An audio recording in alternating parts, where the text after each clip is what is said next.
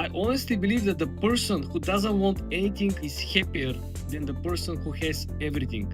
Simply because it is more natural for all of us to start from zero and finish with zero without adding any material possessions. In 2026, there are no more than 8 to 9 different businesses you could start. Almost everything else will be left outside the general public simply because the margins will be taken away from the AI. Because at the end of the day, you buy something, then you find something else that you like, then you switch it with something else, and you keep switching and changing, switching and changing. In the end, everyone most likely will return to the beginning where he doesn't really need anything. Just look at all billionaires. They don't have material possessions. They don't even hold expensive jewelry, watches whatsoever, right? So the main point that the person who doesn't want anything from the get-go is much more happier than the person who has everything. Because the person who has everything at this very moment, tomorrow, will start missing the new things that he has to replace with something new. It's this circle. And the main idea that, if you are capable to understand, here is that we all have needs, right? That are almost the same, but we have different wants, right? We all have the same needs, but we have different wants. And the wants is what actually changes your life trajectory. This is what some people want to rob a bank. Some people want to do crazy stuff, right? This is what actually changes their life. This is why the wants is what you really want to focus on. The wants is what changes your professional path, your lifestyle, and your future. Most people are just focusing on the needs, right? On things that are doing on a daily basis, but this is just 50% of the goal.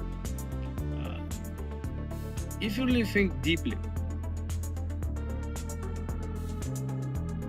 we all share the same needs, which means that you really don't have to pay attention to the needs.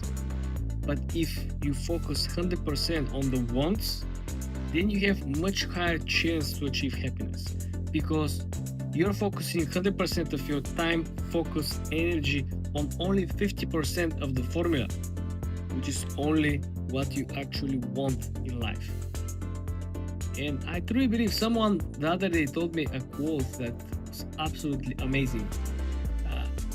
It is better to prepare yourself for an opportunity when you're not having one than having an opportunity and not be prepared, right? It's absolutely mind-blowing how simple it is and how true it is. But people don't want to prepare.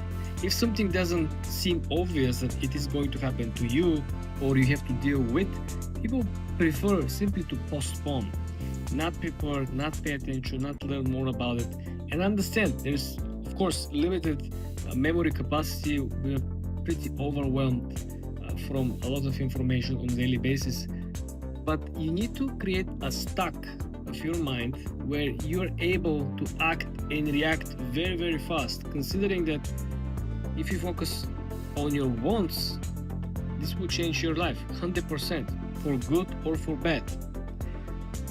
The people who are not focusing on what they want in life are the people who are waiting something to happen. This is why they end up on a job that they don't know why they're there. They spend 50, 60 years. You see these people sometimes being interviewed. They work 50 years for the same company.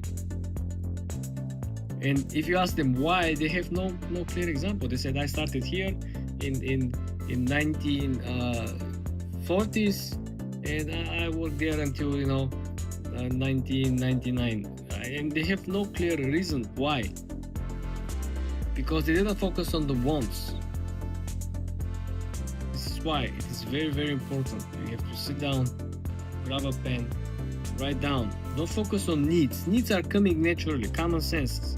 I'm hungry, I'm thirsty, the need of shelter, the need of cleaning my room. All these needs are common sense. They come from your natural human instincts. But the wants are not natural. The wants are kind of built, kind of influenced by your surroundings, by the area where you live. You don't really think that the people who live in the mountains are wanting Rolex watches or wanting, sports cars. No. because their environment doesn't influence them. Their environment probably influenced them to have like a house or like a small tent in the forest, or have a small ranch, or have a small, I don't know, mountain bike or something. So your environment influences your wants. This is also a very interesting cheat trick that you can identify, especially if you have like a close friends. Talking about very, very close friends who share a lot of their dreams, their objectives, their goals. You will see kids, like they usually do in school, they copy each other. First of all, they copy the way they speak, then they copy the way they walk each other, the way they dress, the music they're listening. And you know, that's an influential connection and network, which continues on adult age as well. Think about how many of your friends bought the same or similar watches. Some of the friends bought Rolex or Cartier or whatever, and he influenced directly or indirectly other people to also spend money on a watch.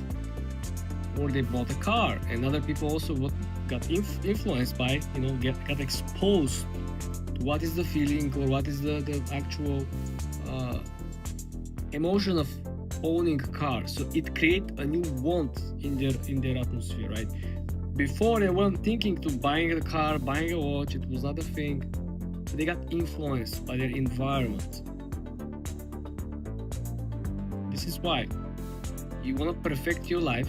You want to perfect exactly what your dream life looks like. Because every time when you go on Instagram, you see these very interesting, cute business shorts or reels, private jets, and you go to the comment section, everyone, oh, my dream jet, my dream life, my dream this, and people do nothing about it. Why? Because they don't have the wants written down. You see, everyone has a dream, but no one has a plan. You heard that before, right? Everyone has a dream. I dream to one day own a black jet, like you see in this black matte G900, right? Gulfstream. People dream to have like a yacht. People dream to have a pilot's license. People dream to own a hotel.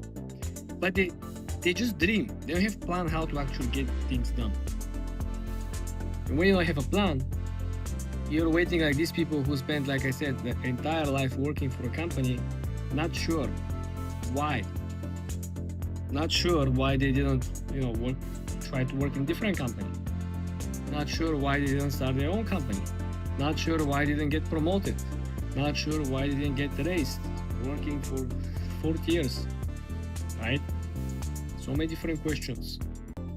What their life would look like if they move to a different city. What their life would look like if they choose to work in different branch of the same company. What their life would look like if they asked to work in different position in the company.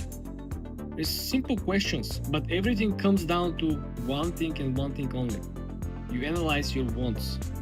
The remaining 50% of the formula. You concentrate heavily, you write down, you look your environment, your friends, co-workers, the place where you live in, what people are actually doing. You might disregard some of the influence you might not like if I have my friends, if they get passionate about buying Gucci tracksuits, sure, I'm not gonna get excited. They're not gonna influence me because that's not who I am. But you need to learn to sell something different. We have a high perceived value. Leave alone all the plumbing, HVAC, roofers, all these businesses that are in the middle of nowhere. Focus on things that you can actually upcharge substantially by providing something absolutely, genuinely outstanding